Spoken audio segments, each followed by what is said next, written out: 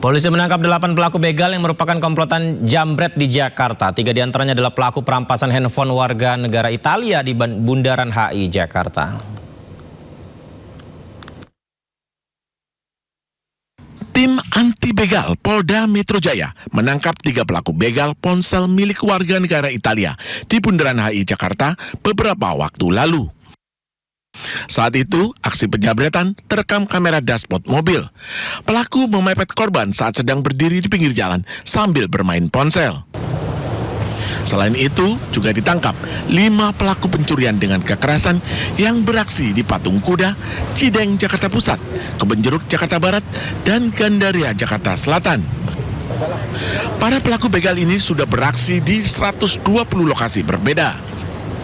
4 korban diantaranya merupakan warga negara asing dari Malaysia, Jerman, Tiongkok, dan Italia. Antaranya adalah pelaku yang melakukan perampasan handphone di Bundaran HI. Yang bersangkutan tadi berdasarkan interview sementara dari 3 tersangka sudah melakukan 120 kejadian atau 120 TKP. Kami sedang mengkompilir untuk seluruh tempat kejadian perkara yang pernah dilakukan oleh para tersangka tersebut. Para pelaku begal terancam lebih dari 5 tahun penjara.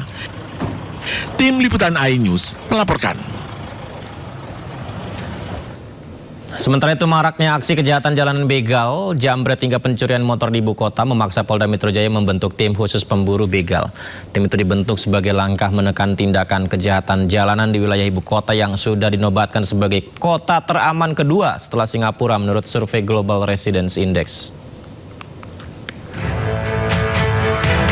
Aksi penjambretan menimpa seorang wanita tamu sebuah hotel di kawasan Jalan Senayan Bawah, Rawa Barat, Kebayoran Baru, Jakarta Selatan. Korban yang berjalan sendirian tiba-tiba dihampiri 2 pelaku berboncengan motor hingga terjadi aksi penjambretan. Korban sempat berteriak dan berlari mengejar pelaku yang langsung tancap gas. Penjambretan ini menambah catatan aksi kejahatan jalanan yang terjadi di wilayah hukum Polda Metro Jaya selama beberapa pekan terakhir.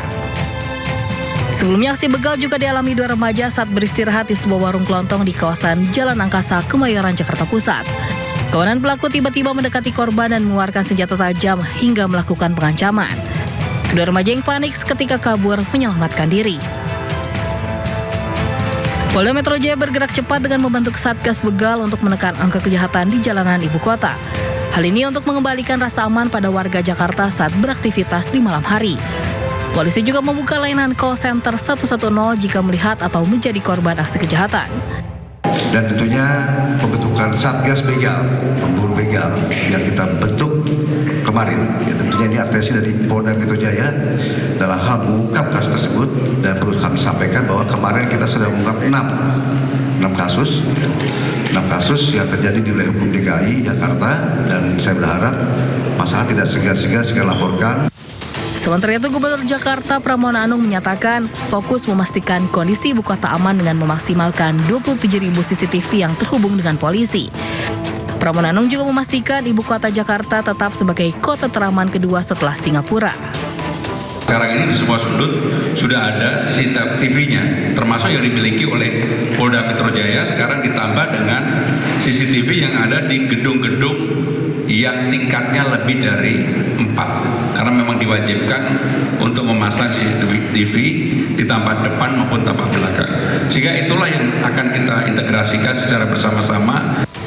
Selain memaksimalkan CCTV yang sudah ada, Pemprov DKI Jakarta dan Polda Metro Jaya juga akan meningkatkan pengawasan di sejumlah titik rawan kriminalitas. Dari Jakarta, tim Liputan iNews melaporkan. Presiden Prabowo Subianto panggil sejumlah menteri hingga Gubernur BI di tengah melemahnya nilai tukar rupiah terhadap dolar. Informasinya usai jeda di Sindo Prime.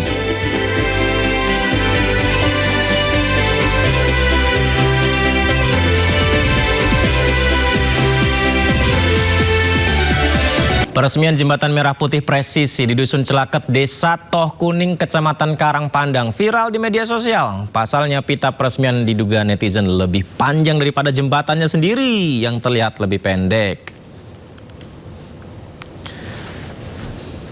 Nah, ini pemotongan pita ya diresmikan dan semua bertepuk tangan ya.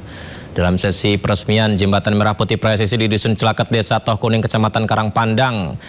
Jadi yang jadi sorotan bukan keberadaan aparat, pejabat dalam acara peresmian ini ya, tapi ya ini kita lihat peresmian ada tenda, lumayan besar ya peresmiannya ya. Yang disoroti bukan ini pemirsa, tapi yang disoroti momen proyek kecil yang diduga dirayakan besar. Karena jembatannya kecil. Bahkan ada netizen yang bilang pita potongnya saja lebih panjang dari jembatannya. Namun pembangunan jembatan ini merupakan salah satu bagian dari program arahan Presiden terhadap Polri untuk membangun jembatan di sejumlah titik. Ada 19 jembatan merah putih presisi, salah satunya di Desa Cucukan, Prambanan, Klaten, Jawa Tengah, dan akan terus berkembang ke depannya demi memberikan bantuan ke desa-desa. Pertanyaannya, perlukah perayaan peresmian besar untuk sebuah jembatan seperti ini?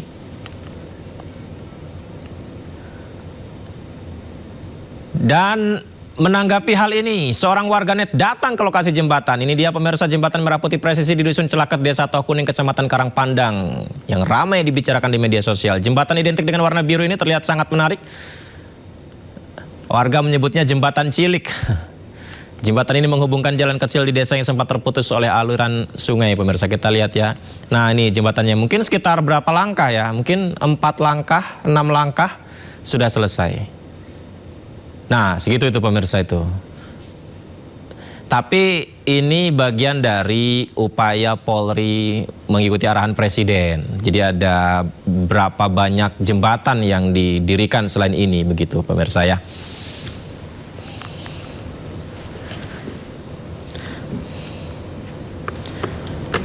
Ya, kalau tadi adalah peresmian jembatan, berikutnya ini arena tinju di kolong flyover Pasar Rebo, Jakarta Timur, diresmikan oleh Gubernur Pramono Anung.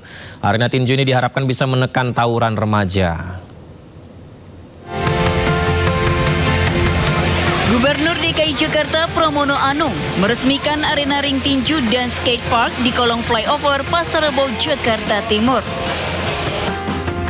Pramono menjajal arena tinju berukuran sekitar 5,5 meter dan sempat ikut mencoba mengenakan sarung tinju dan bertanding di atas ring.